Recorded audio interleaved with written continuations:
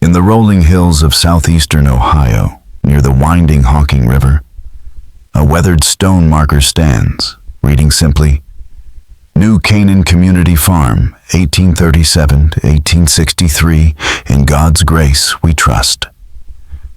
What it fails to mention is the 234 lives lost on that land, or the eerie sounds still heard in the Coleman family barn on windless nights. For over 150 years, the tale of Elder Daniel Coleman and his family's reign of terror remained a whispered secret in Athens County. Tonight, the full truth will be revealed, a disturbing truth that challenges everything we thought we knew about faith, family, and the American frontier. Are you ready to uncover the darkest chapters of history? If you're brave enough, hit the subscribe button and share where you're listening from. What happened in Ohio could have happened anywhere in frontier America. Let's dive into the forgotten past together. The year was 1837, and America was ripe for salvation. Please give me a like and subscribe so I can be motivated to create more great videos. The Second Great Awakening had swept across the frontier, leaving many searching for a deeper connection with the divine. In Athens County, Ohio, Elder Daniel Coleman discovered 400 acres that would become his kingdom of horrors. Tall, with piercing blue eyes and a voice that could sway the faithful, Coleman claimed visions from God. At 42, after burying 2 wives, he arrived in Athens with his wife Sarah, 20 years his junior, and their 3 children, Joshua, Rebecca, and Ezra. They came with a wagon full of gold coins, fleeing religious persecution in Pennsylvania. Coleman's story of corrupt church leaders and a call to establish a new Eden was compelling. He purchased the land with cash, a peculiar transaction, but the locals soon overlooked it when Coleman offered jobs to those willing to work his fields. The property, isolated and fertile, seemed perfect for his purposes. By 1838, Coleman's advertisements had spread across Ohio, Pennsylvania, and Virginia. He promised a life of communal harmony, shared prosperity, and guaranteed salvation for those worthy. Families began arriving, believing in Coleman's utopian vision. The first to arrive were the Hendersons, followed by the Millers, Washingtons, Thompsons, and Prices. Coleman greeted each family with enthusiasm, speaking with such conviction that even the skeptics were drawn in. But they were unknowingly walking into a trap. The New Canaan community was not a sanctuary, but a labor camp disguised as paradise. Coleman had carefully studied human weaknesses, using faith to manipulate the faithful. At first, life in the community seemed to fulfill his promises. Families lived in well-built cabins, shared meals, and prayed together. The work was hard but felt meaningful. Coleman worked alongside them, citing biblical precedents for their way of life. But soon things began to change. Workdays grew longer, meals became smaller, and punishments more severe. Coleman justified this as necessary for spiritual purification. The flesh must be weakened, he preached, so the spirit could grow strong. Those who questioned him were publicly shamed. In the autumn of 1838, just 6 months after the community's founding, the first death occurred. Thomas Henderson, the father who had come to the farm with hope, collapsed while clearing stumps. The official cause, heart failure from the joy of serving the Lord. Martha Henderson, Thomas's widow, whispered to her children that her husband had been working 16-hour days on nothing but thin soup and stale bread. At his funeral, Coleman delivered a long sermon praising Thomas's transition to eternal life and urging the community to follow his example of total surrender to God's will. But soon troubling patterns emerged. The Coleman family, Daniel, Sarah, and their children, seemed unaffected by the fatigue that burdened everyone else. They ate separately in the main house, while the community dined in a cold, drafty hall. Their clothes were always clean and well kept, while others wore tattered garments. Most disturbing were the strange noises coming from the main house at night after music and the clinking of fine china sounds that contradicted the austere life Coleman preached. When questioned, Coleman would speak of spiritual rewards for those who surrendered earthly desires. The second death came in December, when Mary Washington, a young mother, was found frozen in her bed. Her family had run out of firewood, and their request for more was denied by Joshua Coleman, who controlled the supplies. At her funeral, Coleman claimed Mary had been spared the trials awaiting others. By the end of that first winter, 7 community members had died. Each death explained as divine providence, and each funeral reinforced Coleman's control. The community was forbidden from communicating with the outside world, their letters censored by Rebecca Coleman to protect them from worldly influences. However, young Peter Miller, only 14, discovered something chilling. While cleaning the root cellar, he found personal items, watches, jewelry, family Bibles belonging to the deceased, hidden in a chamber beneath the Coleman house. When Peter tried to report his discovery, Coleman accused him of impure thoughts and told him to undergo a spiritual cleansing. That night, Peter vanished. The official story was that he had run away, unable to handle the discipline. But Peter's mother, Elizabeth, found blood drops leading into the woods behind the main house, realizing her son had not left willingly.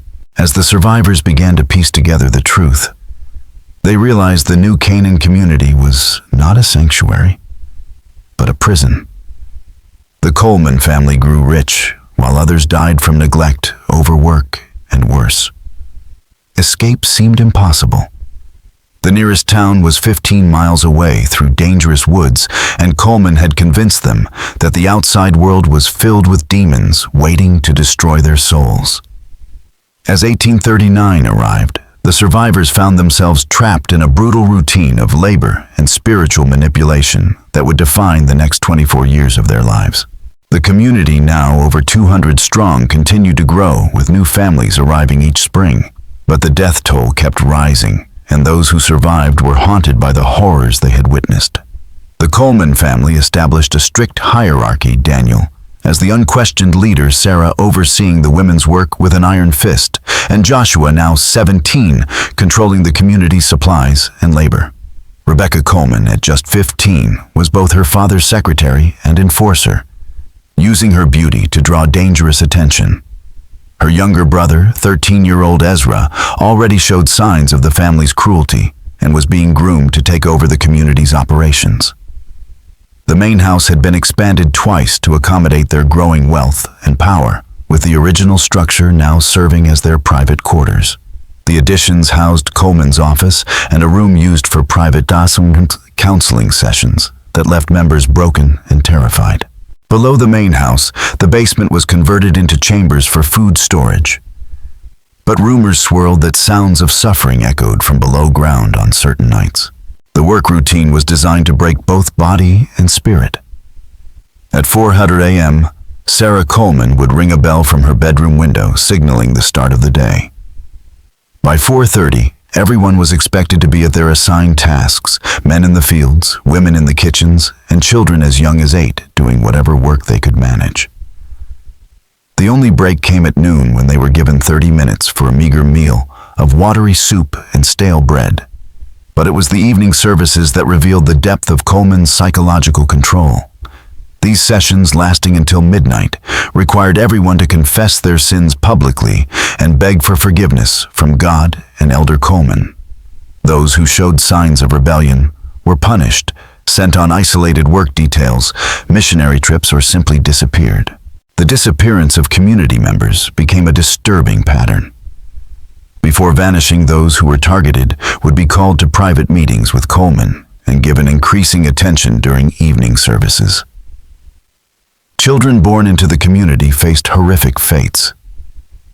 Those with promise were raised by the Coleman family to become future overseers, while the others were put to work at a young age.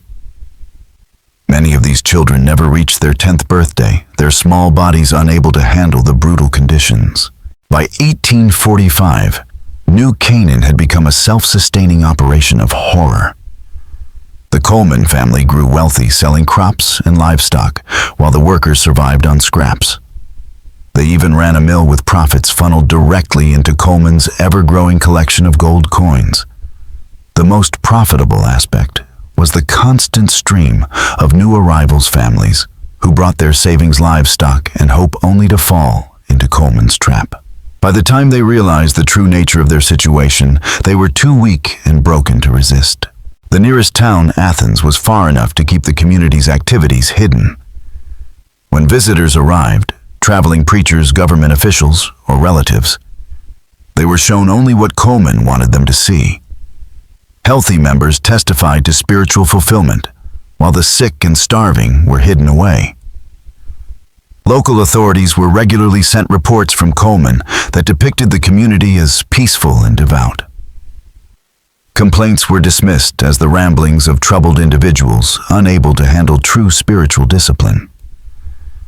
With his reputation as a man of God and connections to local leaders, Coleman had a shield of protection around New Canaan. In the winter of 1851, an influenza outbreak killed 37 people in less than 2 months. But it was during this crisis that Anna Thompson, a widow who had been assigned to care for the sick, began to piece together the truth. Anna discovered that the influenza wasn't a natural outbreak.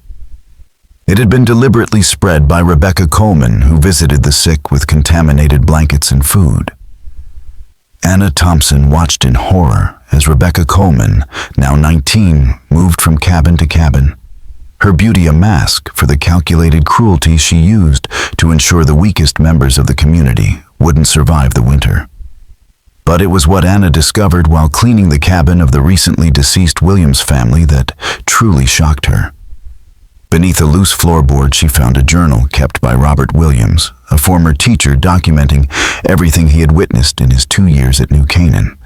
The journal revealed a systematic pattern of murder, theft, and abuse, with dates, names, and methods. It exposed how food was withheld from families who questioned the Colemans, and how certain individuals met untimely deaths under suspicious circumstances. Most disturbing was Williams's discovery that several deaths had not been natural, but were the result of poisoning. The journal also revealed that Daniel Coleman was not who he claimed to be. His real name was David Colonial, a wanted criminal in 3 states for fraud and murder. Anna faced a dangerous decision: expose the truth and risk her life, or remain silent and watch more people die. Her decision was made for her when she realized Rebecca had been watching her. The confrontation came during a brutal February blizzard when Anna was summoned for spiritual counseling. Instead of the usual manipulation, Anna was shown the true nature of the Coleman family's operation. The basement chambers once whispered about were revealed to be torture rooms where dissidents were broken before being quietly eliminated. Rebecca, now 22, coldly offered Anna the choice to join them in their work or face death. But Anna had one advantage. She had gained the trust of other community members who were beginning to question the Colemans. Margaret Foster, whose husband had died under suspicious circumstances, had kept her own record of the family's crimes. David Chen, a skilled craftsman, had gathered evidence of theft. Sarah Martinez, a young mother whose children had been taken for special education, had been planning her escape. This small group of conspirators had been meeting in secret, using their work duties to share information and plan their response. They had discovered the Colemans' wealth was hidden in caches around the property, and that several community members were imprisoned in the basement. They also uncovered the Colemans' plan for a mass murder in the spring of 1852 to eliminate witnesses. What shocked them most was the revelation that the Colemans were operating similar communities in other states, with Joshua Coleman, now 25, helping establish new branches. New Canaan was part of a larger network designed to enrich the Coleman family through exploitation and murder. The spring of 1852 brought an air of impending doom. The Coleman family had grown bolder, and the community population had swollen to nearly 400 people. The death toll had increased accordingly, and the small cemetery behind the main house now held over 100 unmarked graves. Anna and her fellow conspirators had spent the winter gathering evidence and planning their escape, knowing the Coleman family intended to carry out the Great Purification, a mass elimination of members deemed unproductive or too dangerous. The plan was to blame the deaths on a disease outbreak, bury the bodies in a mass grave, and start fresh with new victims. The arrival of new families in early March. The Andersons, Kellys, Johnsons, and Moores complicated their escape plans. Drawn by Coleman's advertising campaign, these newcomers were unaware of the horrors awaiting them. Anna and her group felt morally obligated to save them. But the danger escalated when Ezra Coleman, now 25, and fully initiated into his family's methods, began to suspect that someone was gathering evidence against them. Ezra Coleman, the most unstable of the family, was prone to violent outbursts and paranoid delusions. His suspicions first fell on Anna Thompson, whose nursing duties had given her access to too much information, and then on the members of her secret group. The first sign of trouble came when Margaret Foster's 8-year-old daughter, Emma, disappeared during a routine work detail. The official explanation was that she had wandered off into the woods, but Margaret knew better. Emma had been taken as leverage, a message to silence her. The message was clear: cooperate or watch your children die. This forced Anna's group to accelerate their plans. They had hoped to gather enough evidence to present to outside authorities, but the Coleman family was preparing their final solution, and time was running out. The breakthrough came from an unexpected source: Timothy Walsh, a 15-year-old boy born in the community. Timothy had been working in the Coleman family's private quarters and overheard conversations that revealed the full extent of their plans. The Great Purification was scheduled for the first week of April during the Spring Festival. The Colemans planned to use poisoned food to kill most of the community and then burn the buildings to destroy the evidence. Timothy's information also revealed that the Coleman family had been in contact with similar operations in Kentucky, Tennessee, and Indiana. They planned to abandon the Ohio site and move to a new location to start the process all over again. The deaths of the new Canaan community members were not just to eliminate witnesses, but to cover up a criminal enterprise that had been operating for over a decade. Anna and her group now faced the greatest challenge yet, saving not just themselves, but hundreds of innocent people without alerting the Colemans to their plans. David Chen, whose carpentry skills had given him detailed knowledge of the community's layout and the Coleman family's security measures, discovered that the basement chambers beneath the main house were not only torture rooms, but also the storage site for the Coleman family's accumulated wealth. The rooms were filled with gold coins, jewelry, and valuables taken from their victims. Chen devised an audacious plan to use the Spring Festival preparations as cover. The conspirators would access the basement, gather evidence, steal enough wealth to fund their escape, and then slip away during the chaos of the festival, taking as many people as possible with them to the nearest town to alert the authorities. But as they prepared for action, they realized the Coleman family had been monitoring their activities more closely than they thought. A trap was being set to test their courage and commitment. The window for action was closing quickly.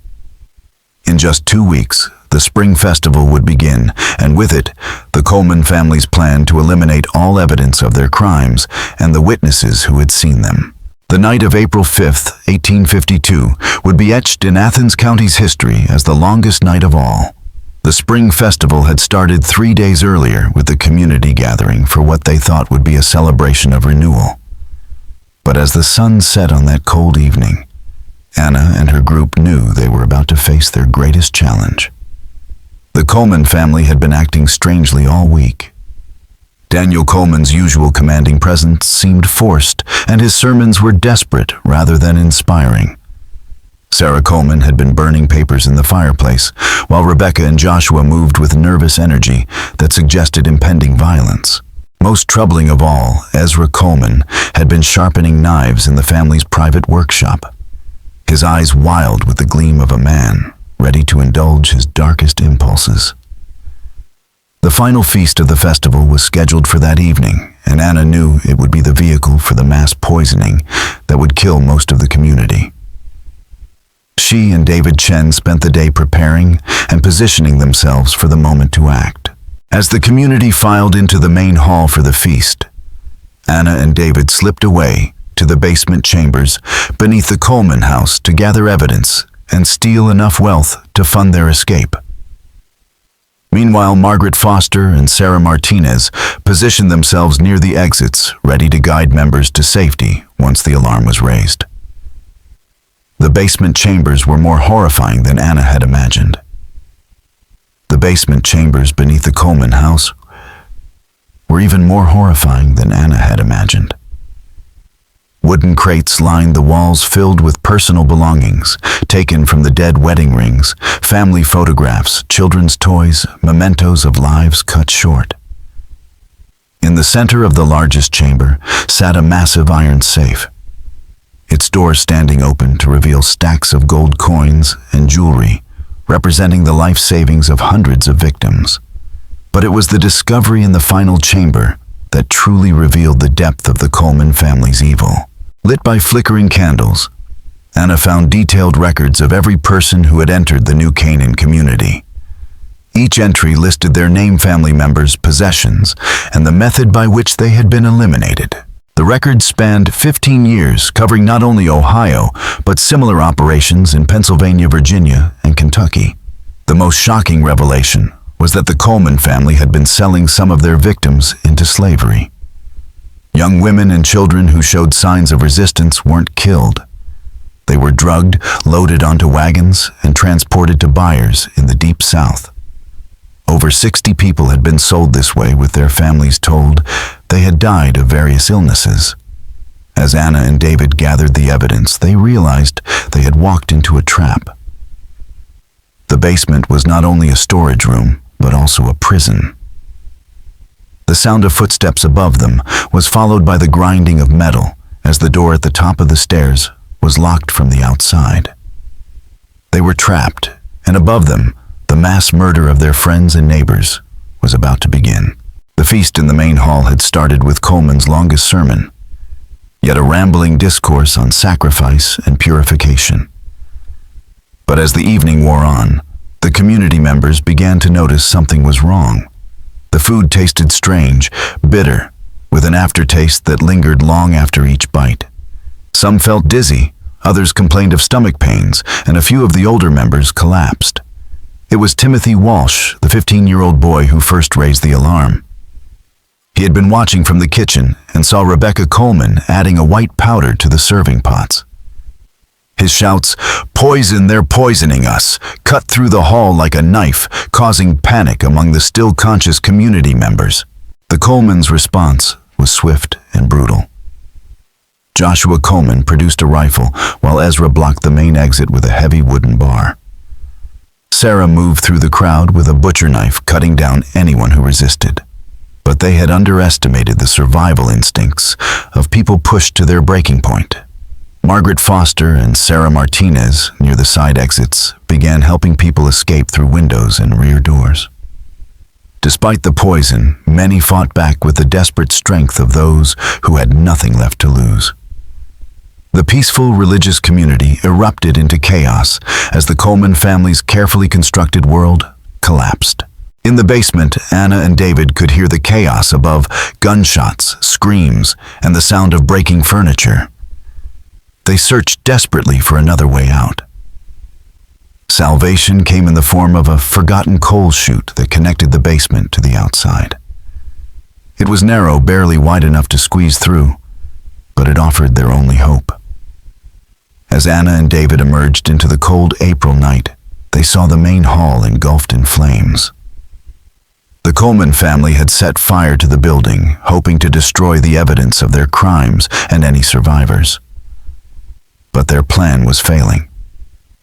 People were streaming out of the burning building, some carrying wounded friends, others helping children to safety. The battle for New Canaan had begun, and for the first time in 15 years, the Coleman family was no longer in control. The question now was whether enough people would survive to tell the world what had happened, or if the Coleman family would succeed in erasing all evidence of their crimes. The night was far from over, and the final confrontation between the innocent and the evil was just beginning. The fire that consumed the main hall could be seen for miles, a beacon of destruction that drew the attention of neighboring farms and eventually the authorities from Athens. By dawn, on April 6, 1852, the Coleman family's world lay in ruins. Of nearly 400 people who had lived in the community, only 87 survived that terrible night. The poison Rebecca had added to the feast proved to be arsenic, a slow-acting but deadly substance that gave its victims hours of agony before death. Many who escaped the burning hall died in the surrounding woods, their bodies later found by search parties. Others succumbed to injuries in makeshift hospitals established in nearby farms. The fate of the Coleman family was as brutal as their crimes.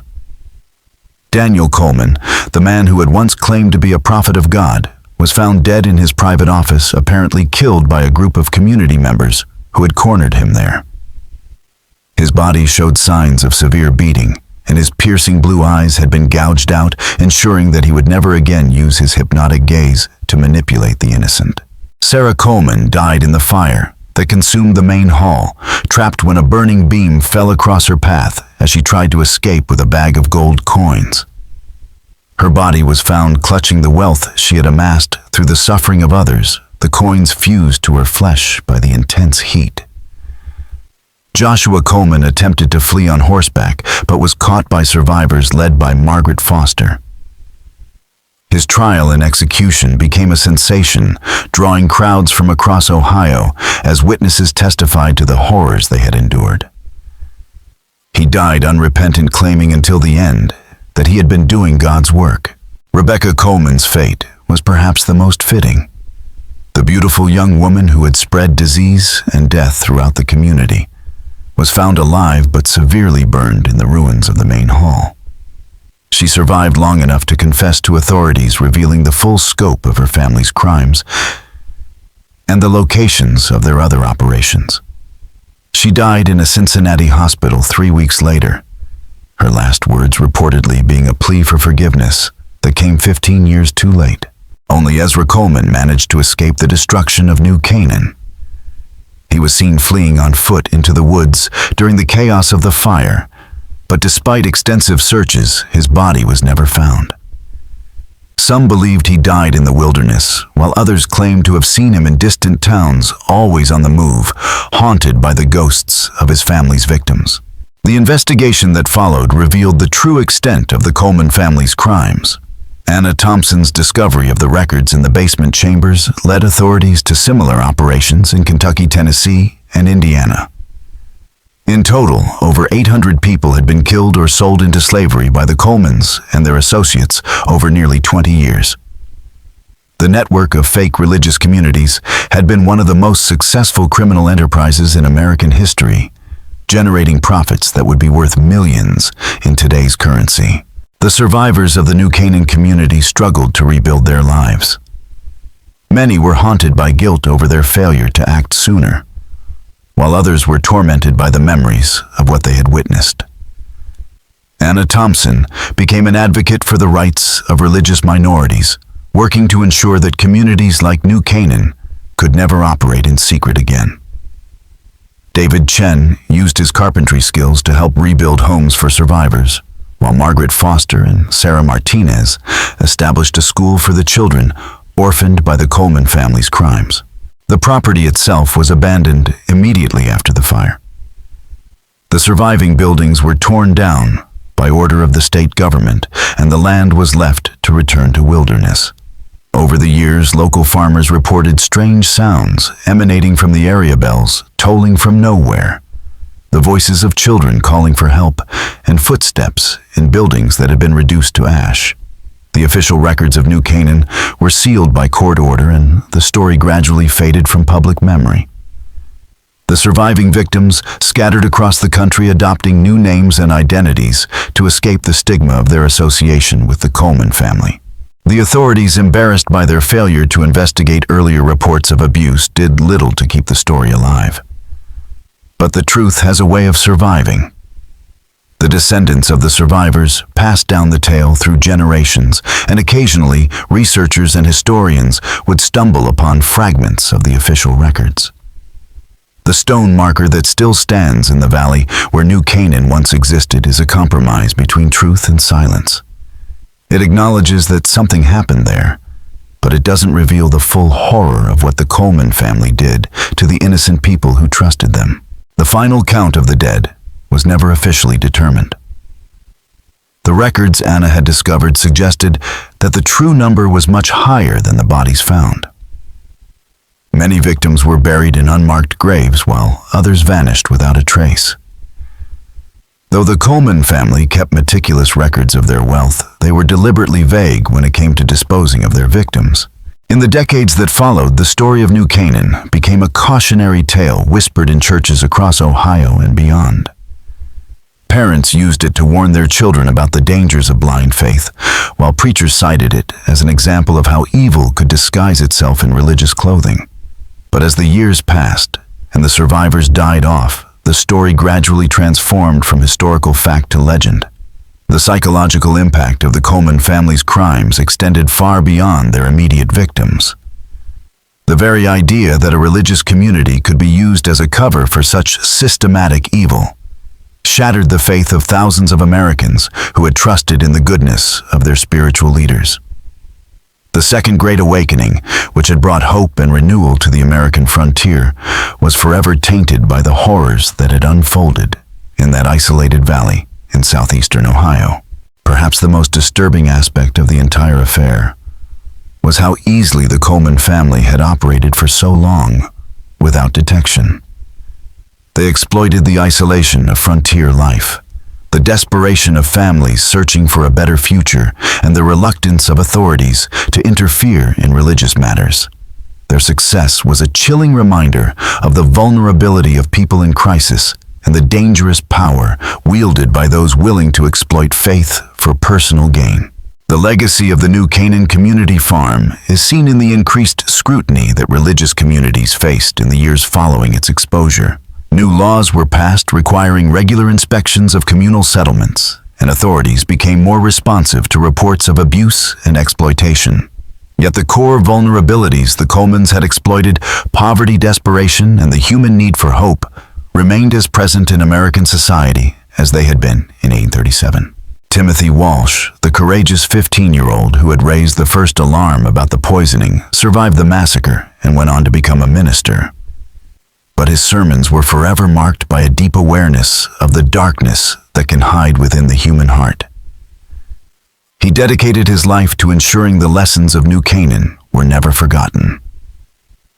In his final sermon delivered shortly before his death in 1903, he spoke words that still resonate in the churches of southeastern Ohio. Evil does not always announce itself with horns and pitchforks. Sometimes it comes wearing the robes of righteousness, speaking the language of salvation, and promising the very thing we most desperately need to believe. The stone marker that stands today in the valley where New Canaan once thrived is visited by few, most of whom come out of curiosity rather than reverence. The inscription, weathered by the years, is barely legible. But on certain nights, when the wind blows just right through the oak trees that have reclaimed the land, local residents still report hearing sounds from a time long past the tolling of a bell destroyed in the fire, the voices of children calling for their parents, and the echo of sermons once delivered by a man who claimed to speak for God but served only himself. Historians and theologians continue to ask, how many other operations like New Canaan existed during America's westward expansion? The Coleman family's network was vast, but were they the only ones who used such methods, or were they simply the ones caught? The sealed records and scattered testimonies suggest that the truth may be far darker than anyone has been willing to acknowledge. What is known for certain is that on April 5, 1852, a family of monsters was brought to justice. Yet the cost of that justice was measured in hundreds of innocent lives. The survivors carried the scars of their experience until their dying days, and their descendants still grapple with the knowledge of what their ancestors endured in that isolated valley. The story of the New Canaan Community Farm serves as a reminder that the greatest horrors are often perpetrated not by strangers in the darkness, but by those who claim to offer light in our darkest hours. This story is not just a relic of America's past, it's a warning that echoes through the centuries. In every generation, there are those who would exploit our deepest needs and highest aspirations for their own evil purposes. The names change, the locations shift, but the fundamental pattern remains the same. The Coleman family's greatest crime wasn't just the murder of their victims, it was the murder of their faith, their hope, and their trust in the goodness of humanity. What do you think happened to those who managed to escape that terrible night? Do you believe all the Coleman family members met their end? Or could some have survived to continue their evil work elsewhere? The official records may be sealed, but the questions remain as haunting today as they were over a century and a half ago. Share your thoughts in the comments below. And if you found this story as chilling as it was revelatory, make sure to subscribe for more hidden chapters from America's darkest history. Until next time, remember that the most dangerous monsters are often those who wear the mask of righteousness. Thank you all very much for watching my video until the end. I sincerely appreciate it, and I look forward to seeing you in the next video.